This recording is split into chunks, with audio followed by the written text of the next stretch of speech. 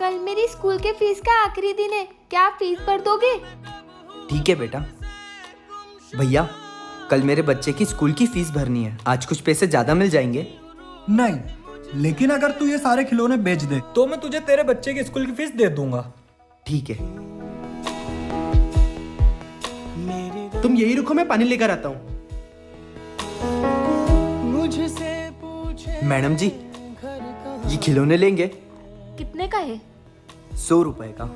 और ये सारा? आप सारा लेंगे? 1700 का। दे दो, लेकिन छुट्टे नहीं है मेरे पास। आप यहीं रुको, मैं छुट्टे लेकर आता हूँ।